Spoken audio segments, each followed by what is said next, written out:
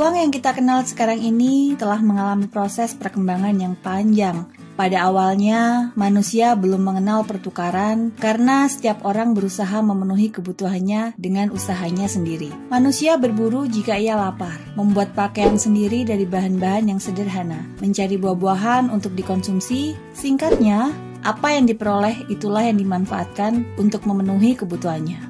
Perkembangan selanjutnya menghadapkan manusia pada kenyataan bahwa apa yang diproduksi sendiri ternyata tidak cukup untuk memenuhi seluruh kebutuhannya. Untuk memperoleh barang-barang yang tidak dapat dihasilkan sendiri, mereka mencari orang yang mau menukarkan barang yang dimiliki dengan barang lain yang dibutuhkan olehnya. Akibatnya, muncullah sistem barter, yaitu barang yang ditukar dengan barang. Namun pada akhirnya, banyak kesulitan-kesulitan yang dirasakan dengan sistem ini. Di antaranya adalah kesulitan untuk menemukan orang yang mempunyai barang yang diinginkan, dan juga mau menukarkan barang yang itu.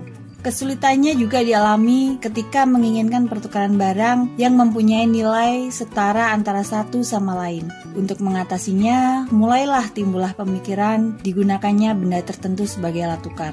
Tentunya, benda-benda yang ditetapkan sebagai alat pertukaran adalah benda-benda yang bisa diterima oleh umum, atau dengan istilah general accepted. Misalkan, orang Romawi menggunakan garam pada waktu itu. Garam digunakan sebagai alat tukar maupun sebagai alat pembayaran upah. Meskipun alat tukar sudah ada, kesulitan dalam pertukaran ini masih tetap ada. Kesulitan-kesulitan itu antara lain, benda-benda yang dijadikan alat tukar belum mempunyai pecahan, bagaimana penyimpanan atau storage, dan pengangkutan atau transportation itu yang menjadi kendala. Timbul pula kesulitan lain akibat kurangnya daya tahan alat tukar tersebut, sehingga mudah hancur atau tidak tahan lama. Bagaimana nih kalau uang kita sekarang tetap garam, mau beli es, nanti esnya jadi asin dong. Kemudian muncul apa yang dinamakan dengan uang logam. Logam dipilih sebagai alat tukar karena memiliki nilai yang tinggi dan digemari, tahan lama, dan juga tidak mudah rusak. Mudah dipecah tanpa mengurangi nilai, mudah dipindah-pindahkan. Kira-kira logam apa ya yang digunakan?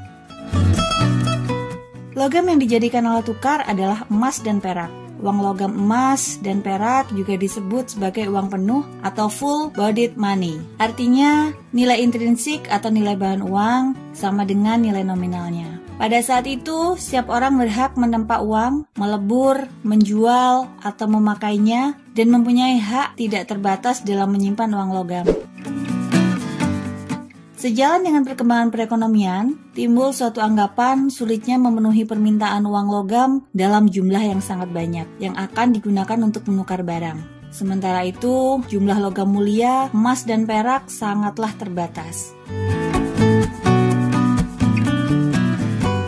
Penggunaan uang logam juga sulit dilakukan untuk transaksi dalam nilai yang sangat besar, sehingga diciptakanlah uang kertas. Mulainya uang kertas hanya sebagai bukti pemilikan emas dan perak dan digunakan sebagai alat atau perantara untuk melakukan transaksi. Dengan kata lain, uang kertas yang beredar pada saat itu merupakan uang yang dijamin 100% dengan emas atau perak yang disimpan di pandai emas dan perak, dan sewaktu-waktu dapat ditukarkan penuh dengan jaminannya.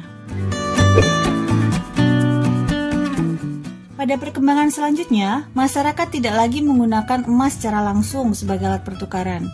Sebagai gantinya, mereka menjadikan kertas tersebut sebagai alat tukar. Nah, terus bagaimana dengan uang kertas kita sekarang? Apa bisa ditukar dengan emas ya? Terus penukarannya di mana dong? Sudah paham kan mengenai keberadaan uang? Ingat, uang pada dasarnya digunakan hanya sebagai alat penukar barang, bukan sebagai tanda kekayaan. Masih mau jadi budak uang? Kesana kemari mengumpulkan kertas dalam jumlah besar dan menyimpannya di rekening.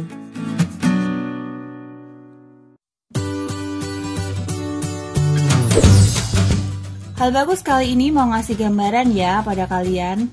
Misalkan kamu saat ini mempunyai sepetak tanah dan sebuah rumah di lokasi yang berbeda. Kita logikakan sepetak tanah tadi seharga 200 juta dan sebuah rumah seharga 300 juta. Nah, tanah dan rumah tadi kamu jual dan menjadi uang senilai total 500 juta. Kamu simpan uang tersebut di lemari atau mungkin di rekening bank. Maka pertanyaannya, bagaimana nilai uang itu tadi setelah 2 tahun? Apakah masih mempunyai nilai yang sama dengan sepetak tanah dan sebuah rumah? Pasti kamu sudah tahu dong jawabannya. Mudah dipahami bukan? Bagaimana? Yuk kita luangkan waktu sebentar untuk berpikir. Masih berpikiran uang itu adalah yang terpenting? Atau sudut pandangmu sudah berubah?